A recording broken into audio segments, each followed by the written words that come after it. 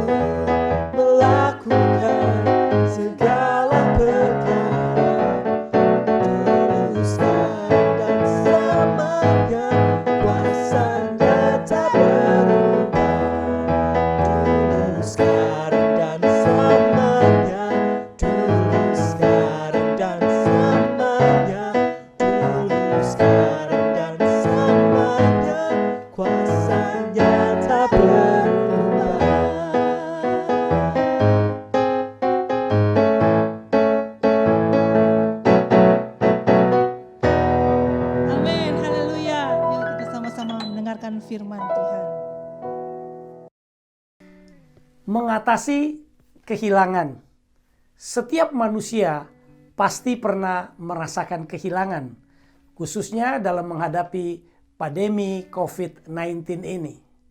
Entah kehilangan barang berharga, kesempatan, pekerjaan, atau kehilangan seseorang yang disayangi, seperti pasangan, sahabat, dan keluarga. Apapun bentuk dari kehilangan tersebut, tentunya membuat hati sedih, bahkan membuat kita menangis. Namun terus-menerus larut dalam kesedihan tidaklah baik. Roda kehidupan tetap berjalan dan waktu tak bisa menunggu, sehingga kita harus segera bangkit dari kesedihan atas kehilangan itu semua, dan untuk melanjutkan perjalanan kehidupan yang masih panjang dan terus berjalan. Bersama ini ada tips dari Dr. Jarod Wijanarko untuk mengatasi kehilangan, dan dilanjutkan nanti bagaimana kita mengatasi kehilangan dan ditutup dengan perjamuan kudus bagi yang ingin melakukan perjamuan kudus. Sekarang kita mau bahas tentang kehilangan, ya. Ini kan. Nah, pasti semua orang pernah mengalami kehilangan, dari yang kecil sampai yang besar. Kalau belum pernah mungkin akan. Bukan membuat nih, tapi emang ini kehidupan. Wajar kehidupan ya. Begitu ya. Normal setiap bilang, dari yang kecil sampai yang besar gitu ya. Dari yang tidak berarti sampai yang berarti. Betul. Nah, berbicara mengenai kehilangan, apa yang Bapak pernah alamin mengenai kata kehilangan ini dalam hidup Bapak? Wow, banyak banget. Banyak. Kalau saya menghitung yang kehilangan, yang saya hilang dari saya bisa stres, depresi, bunuh diri. Waduh. Maka saya tidak mau menghitung yang hilang.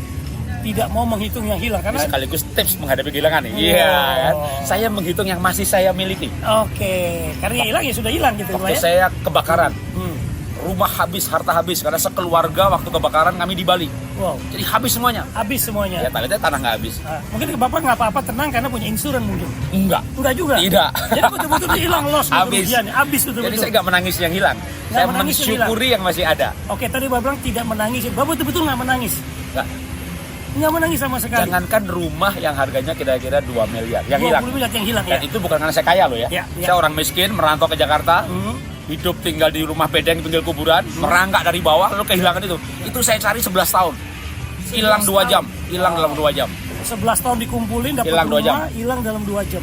Jadi sedih-sedih sih, tapi tidak berlarut-larut. Jadi beda. Nah, menurut saya ini tadi kalau mau disangkutkan sama kesehatan mental, yang kalau sehat menghadapi itu kuat. Gitu. Kita kasih contoh yang lain. Kalau bicara kehilangan, saya pernah kehilangan ibu. Ya setiap orang akan mengalami kehilangan ibu. Nah, cuma ceritanya beda mungkin. Oke, coba boleh ceritain. Bisa apa? Ketika ibu saya mulai sakit parah, gitu ya, lalu pernah sembuh lagi, sakit lagi. Ketika sakitnya cukup parah, kakak adik udah bilang, Mas, kalau bisa jangan kemana-mana, jangan keluar kota, jangan keluar negeri, gitu loh. Kayaknya minggu ini nih, gitu. Kok kayaknya ya sakitnya udah begini, gitu. Saya ada jadwal ke Toraja. Singkat cerita, dari Toraja hari kedua, apa ketiga, lupa saya waktu itu, 3 atau 4 hari di sana. Pagi-pagi saya ditelepon adik saya, Mas, ibu dipanggil Tuhan. Saya bilang iya. Saya bilang sama istri, ibu dipanggil Tuhan. Saya selesaikan khotbah saya, seminar saya, 2 sesi lagi. Dan semuanya melihat saya gaya tidak berubah, senyum tidak berubah, bercanda-canda, ciri khas ketawanya gitu ya. Berubah tuh ya. Lalu selesai seminar, saya bilang panitia, Pak, bisa nggak saya diantar ke Makassar untuk kejar flight yang terakhir? Kapan Pak? Sekarang ini.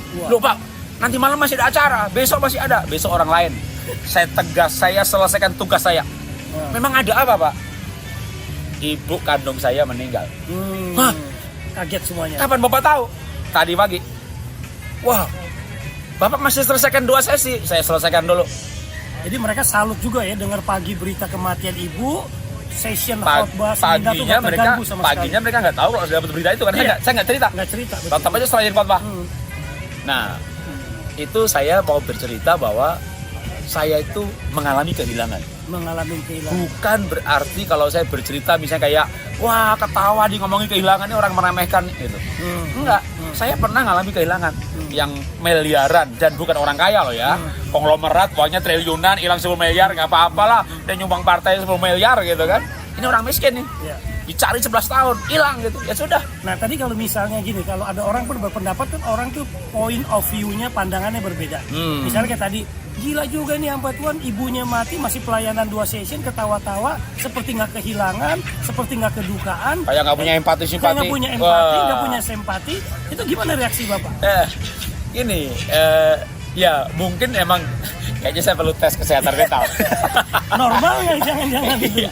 Mungkin jujur saya harus tes kesehatan mental. Karena kalau terlalu kuat mungkin aneh bisa gitu ya. Tapi saya begini, ada alasannya. Saya punya logika kuat sekali. Logika juga Jadi apa? jadi mungkin juga itu saya jadikan saran untuk kalau orang mengatasi kehilangan, gunakan logika. Kalau gunakan perasaan ya pasti nangis lah kehilangan. Yang berarti keluarga, uang, saya bisa cerita banyak kehilangan yang lain lagi, pekerjaan, difitnah segala macam, kehilangan jabatan, disingkirkan.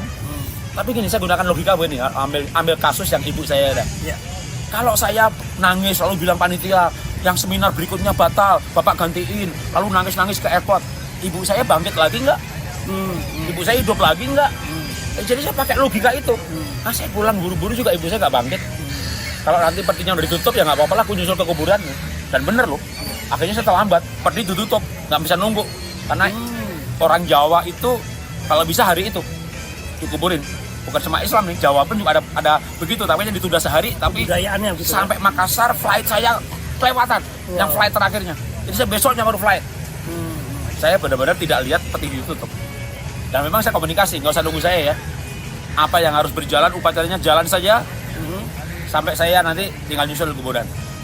Jadi saya kuat menghadapi, atau dalam arti gunakan logika. Oke, kalau Bapak tadi menggunakan logika lalu kuat dengan situasi kondisi itu. Nah. Tapi kalau mungkin ada hamba Tuhan yang reaksinya lain. Begitu dengar pagi telepon lalu dia hubungin panitia, tolong batalin, perasaan saya nggak enak, situasi hati saya nggak enak, saya minta langsung ke airport. Kita juga nggak bisa judge, benar kan? Ya, contohnya Cengeng, saya lemah, pernah kurang batalin. beriman, begitu. Saya pernah batalin. Gimana? Untuk bukan soal kematian malah. Nah. Anak saya di Australia pulang ke Indonesia. Ya.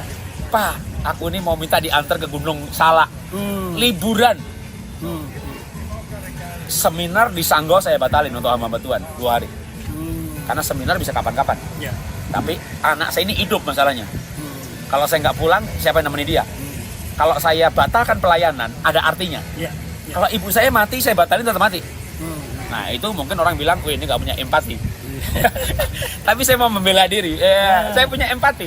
Contohnya, kalau ada pergi ke pedalaman. Ya. Wih, di situ dapat cerita. Anak kelas 1-2 SD nggak bisa baca tulis. Empatinya muncul kan? Ya. Nangis? Ya kagak. Saya kagak nangis. Buat sesuatu. Saya ambil keputusan. Saya bilang sama istri, kita anggarkan, kita buka sekolah TK di sini. Jadi empati saya dalam bentuk perbuatan. Saya tidak menyalahkan orang yang nangis-nangis. Ya, orang punya beda dong. Siapa tahu nangis-nangis puas, lega, bahkan bukan hanya lega loh. Itu juga disarankan oleh psikolog. Kalau kehilangan, nangis jangan dilarang. Ya, seperti mesin uap tuh mesti Ya. keluar dulu supaya nggak meledak gitu kan. Makanya saya punya anak 3, ada juga yang pelampias kalau ada sesuatu dia nangis. Ya. Kita nggak bilang jangan nangis, enggak loh, enggak. Saya nggak begitu juga. Kalau orang lain nangis, saya paham. Menghargai perbedaan Ya. lah ya, kurang lebih seperti itu. Cuma kalau saya nggak nangis atau ketawa, bukan saya gila. Bukan berarti tidak empati ya. Kan nggak ketawa terus. Kalau ketawa terus gila, ya kan? Ya. Saya rasa gini, apalagi Nah, yang mau sampaikan? enggak, nasihat dari Bapak soal mengatasi kehilangan dari sisi Bapak. Dari Ya. segi saya ya. Nasihat saya mengenai kehilangan. Kehilangan sebenarnya ada makna atau hikmah yang bisa dipetik dari kehilangan yang kita alami. Seperti kehilangan barang, pekerjaan, jabatan, atau orang yang kita kasihi. Poin pertama, masa atau waktunya telah habis. Firman Tuhan dalam Pengkhotbah pasal 1 ayat ketiga berkata demikian. Untuk segala sesuatu ada masanya. Untuk apapun di bawah kolong langit ada waktunya. Sesuatu hilang dari hidup kita karena memang waktunya sudah selesai untuk bersama dengan kita. Baik itu berupa barang, orang, atau sebuah jabatan.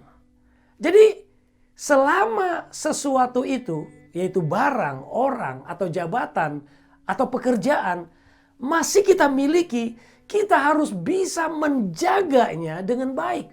Tidak boleh menyia-nyiakannya. Kesempatan yang ada, serta menghargai waktu yang telah diberikan. Sebelum datang penyesalan karena waktu tak bisa diputar kembali. Saya pernah mengalami kehilangan yang paling besar dan berat dalam kehidupan saya waktu saya kehilangan papa. Seperti agak menyesal karena selagi ada kesempatan kurang memberikan waktu dan prioritas karena saya menunda-nunda. Ternyata waktu tidak bisa diputar kembali. Jadi selagi ada kesempatan, sayangi sebelum semua itu pergi menghilang. Yang kedua, digantikan dengan yang lebih baik. Roma 8 ayat 28, kita tahu sekarang bahwa Tuhan turut bekerja dalam segala sesuatu untuk mendatangkan kebaikan bagi mereka yang mengasihi Dia.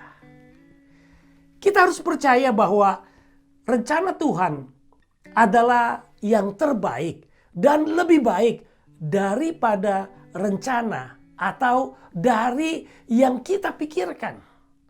Manusia boleh berencana apapun, tetapi hasilnya tetap Tuhan yang menentukan. Terkadang apa yang kita harapkan tidak sesuai dengan kenyataan. Hal itu manusiawi karena memang ada porsinya masing-masing. Tidak mungkin segala hal yang kita inginkan bisa tercapai. Semua berjalan dengan mulus. Kita kehilangan sesuatu bukan tidak mungkin bahwa Tuhan sedang menyiapkan rencana indah untuk kita. Sehingga yang hilang dari kita akan digantikan dengan sesuatu yang lebih baik menurut versinya. Saya pernah mengalami kehilangan sepeda motor sewaktu saya melayani Tuhan di suatu kebaktian. Dan pulang motor Honda bebek saya hilang. Dengan hilangnya Honda bebek, saya mendapatkan mobil Kijang. Ini kesaksian pribadi saya yang terjadi waktu saya pemuda. Ini belum tentu sama dengan orang lain. Jadi jangan jadikan pengalaman ini suatu kebenaran. Setiap kehilangan motor pasti dapat mobil. Juga bukan begitu maksudnya. Yang ketiga, cara mendapatkannya tidak benar. Keluaran pasal 20 ayat 17. Jangan mengingini rumah sesamamu. Apapun yang dipunyai sesamamu. Bisa jadi kita mendapatkan sesuatu tersebut dengan cara yang tidak benar. Dan Tuhan tidak menyukai cara seperti itu. Jadi agar kita menyadari kesalahan, Tuhan mengambil sesuatu itu dari hidup kita. Kita harus bisa memahami bahwa awal yang buruk tidak akan berjalan dengan lancar dan akan berakhir buruk juga. Tuhan ingin menegur, mengajar, menemplak agar kita tak salah arah dan kembali ke jalan yang benar untuk membawa berkat dalam kehidupan kita. Sewaktu membahas ini, Roh Kudus mengingatkan saya kejadian di SD, sekolah dasar. Saya menemukan barang berupa batu yang bling-bling di lantai sekolah. Saya simpan, masukkan ke dalam kantong. Lalu salah satu teman saya menceritakan bahwa dia kehilangan batu bling-blingnya itu. Bukannya saya memberikannya, tetapi saya diam. Karena ada rasa takut dituduh mengambil barangnya itu. Sampai di rumah, saya mau lihat batu itu tadi. Ternyata sudah hilang juga dan tidak ditemukan. Karena saya mendapatkan dengan cara tidak benar, maka saya kehilangan barang tersebut. Yang keempat, hal tersebut tidak baik untuk dimiliki. Yeremia 29 ayat 11. Sebab aku ini mengetahui rancangan-rancangan apa yang ada padaku mengenai kamu. Demikian firman Tuhan. Yaitu rancangan damai sejahtera dan bukan rancangan kecelakaan. Untuk memberikan kepadamu hari depan yang penuh harapan. Apa yang menurut kita baik belum tentu baik menurut Tuhan. Begitupun sebaliknya. Apa yang menurut kita buruk belum tentu buruk menurut Tuhan. Tuhan begitu sangat menyayangi kita anak-anaknya, sehingga hal-hal yang buruk dihindarkan dari kita. Karena masih banyak hal-hal yang baik itu menunggu. Mungkin saat ini kita tidak menyadari itu, tetapi suatu saat nanti kita akan mengerti dan memahami atas kehilangan yang menimpa setiap kita. Yang kelima, menguji iman kita kepada Tuhan. Mazmur 73 ayat 26. Sekalipun dagingku dan hatiku habis lenyap, gunung batuku dan bagianku, tetaplah Tuhan selama-lamanya. Hampir setiap kita pernah mendengar kisah Ayub. Dimulai dengan dialog antara Tuhan dan iblis. Diawali oleh Tuhan dengan memuji Ayub dan mengatakan kepada iblis bahwa tidak ada manusia yang seperti dia di muka bumi ini. Iblis merespon pernyataan Tuhan dengan mempertanyakan integritas karakter Ayub. Penilaian Tuhan terhadap Ayub diragukan oleh iblis. Dan si jahat itu memandang rendah Ayub di hadapan Tuhan yang meninggikan Ayub. Karakter moral yang konsisten dihidupi oleh Ayub dianggap sebagai buah yang hanya muncul karena tidak ada krisis dalam hidupnya. Atau karena Tuhan selalu memberkati Ayub. Bagi iblis, Ayub tidak lebih baik dari kebanyakan orang yang akan menjadi baik ketika semuanya baik. Atau menjadi orang yang rohani karena semuanya berkat-berkat berjalan lancar. Oleh karena itu, iblis menantang Tuhan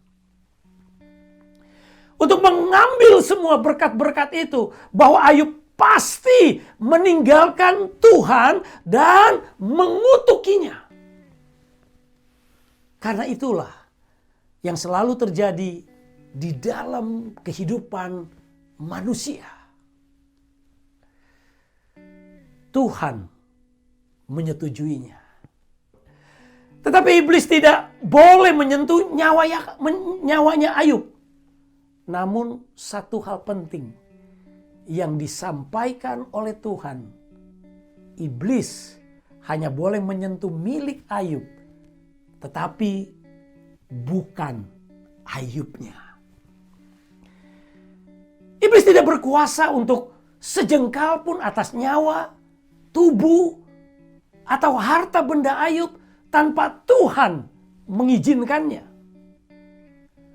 Tuhan sangat mengenal dengan baik anak-anaknya, termasuk kita semua yang hidup di zaman ini dan saat ini. Ia tidak akan membiarkan sesuatu terjadi di luar kemampuan kita untuk menanggungnya. Kitab Ayub pasal 1 ayat 13 sampai 22 mencatat, ketika iblis mendapatkan izin untuk menguasai segala harta benda Ayub, iblis segera melaksanakan rencananya. Perhatikan, segera dan tidak menunda-nunda. Tujuan iblis sangat jelas, yaitu membuat Ayub menghujat Tuhan dan meninggalkan kesalehan yang dibanggakan Tuhan kepada iblis. Iblis sangat menantikan respon Ayub menghadapi krisis ini, yaitu kehilangan harta, anak, kesehatan, bahkan istrinya meninggalkan dia. Bagaimana respon Ayub terhadap goncangan yang besar ini? Malapetaka sedahsyat itu tentu saja akan membuat siapapun mengalami duka yang dalam. Demikian pula Ayub. Ia berduka dengan sangat dalam. Ia mengoyakkan jubahnya dan mencukur kepalanya seperti biasa dilakukan oleh orang-orang pada masa ketika berduka. Namun Ayub sujud dan menyembah Tuhan. Sambil berkata, dengan telanjang aku keluar dari kandungan ibuku. Dengan telanjang juga aku akan kembali ke dalamnya. Tuhan yang memberi. Tuhan yang mengambil. Terpujilah Tuhan. Pada waktu itu, iblis bungkam. Ia dikalahkan. Ternyata Ayub bukanlah manusia berkualitas rendah. Dan Tuhan bukan pribadi yang memuji sembarangan orang. Maukah kita dipuji oleh Tuhan seperti Tuhan memuji Ayub dalam mengatasi kehilangan? Jika kita ada pertanyaan, silakan tulis di kolom komen atau di nomor WA, Telegram, dan email yang bisa dihubungin. Anda diberkati, share, like, and subscribe. Setelah ini kita lanjutkan dengan doa dan perjamuan kudus bagi yang memerlukannya. Tugas saya hari ini mengkonekkan, menghubungkan setiap jemaat, orang percaya yang mendengarkan firman hari ini kepada Dia, Tuhan Yesus yang bisa mengampuni dan menolong kita. Sekali lagi, hanya Tuhan Yesus Kristus. Maka kita datang kepadanya dimanapun kita berada. Dia adalah roh yang hadir tanpa dibatasi oleh tempat, wilayah, dan waktu. Sejauh hati kita percaya kepadanya, di hati kita ada tempat buat Dia, maka Dia hadir menjadi Tuhan, Bapa atau sahabat bagi kita yang memerlukannya.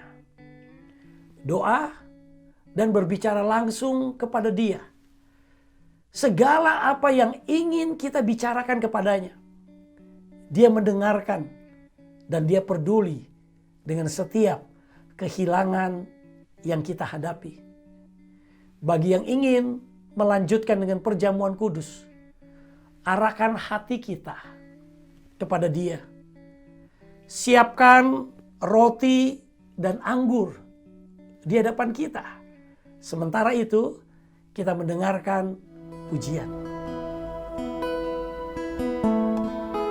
Karya terbesar dalam hidupku, pengorbananmu yang selamatkanku. Engkaulah harta yang tak ternilai yang ku miliki dan ku hargai. Yesus, Engkau ku kagumi.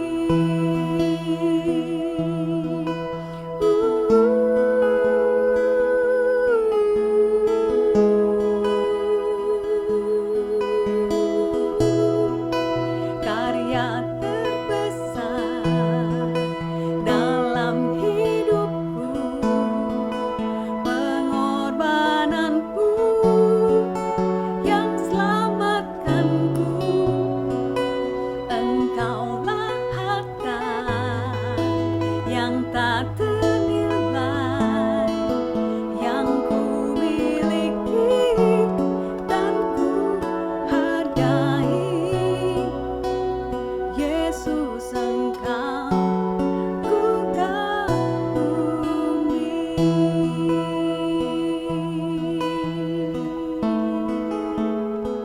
Bapa di surga, berkati roti dan anggur ini. Jamah dengan kuasa kehadiran-Mu, sehingga yang makan dan minum tubuh dan darah-Mu ini mendapat kekuatan, hikmat, dan jamahan dari surga. Pegang roti dan angkat di hadapan kita. Dengarkan firman. Setelah itu kita makan bersama-sama. Sebab apa yang telah kuteruskan kepadamu telah kuterima dari Tuhan, yaitu bahwa Tuhan Yesus pada malam waktu ia diserahkan mengambil roti, dan sesudah itu ia mengucap syukur atasnya. Ia memecah-mecahkannya dan berkata, inilah tubuhku yang diserahkan bagi kamu. Perbuatlah ini menjadi peringatan akan aku. Makan dalam namanya, nama Tuhan Yesus Kristus.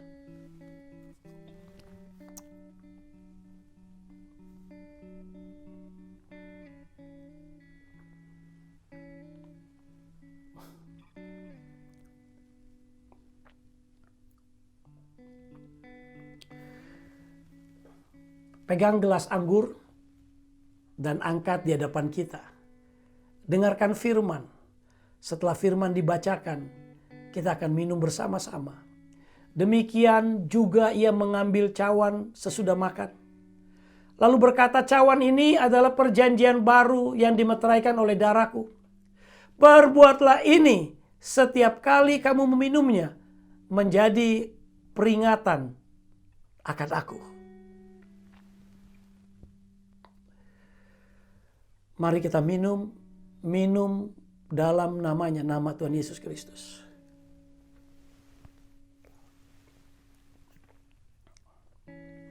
Haleluya. Mari kita tundukkan kepala, kita berdoa. Bapa, terima kasih buat memperingati hari penyalipan dan kematian-Mu di atas kayu salib. Terutama pesan khusus di hari ini. Untuk kami tetap kuat mengatasi segala kehilangan yang kami hadapi. Bahkan di tengah-tengah kehilangan, kami bisa belajar sesuatu. Kami mau bersyukur Engkau telah menjadi Bapa yang baik dan tidak pernah meninggalkan anak-anak-Mu dalam segala keadaan. Dan kami tahu Engkau mati dan pada hari ketiga bangkit. Maka kami tidak takut dalam menjalani kehidupan yang sementara ini. Kami hidup aman bersama-Mu. Dalam nama Tuhan Yesus Kristus kami berdoa. Amin. Tuhan Yesus memberkati.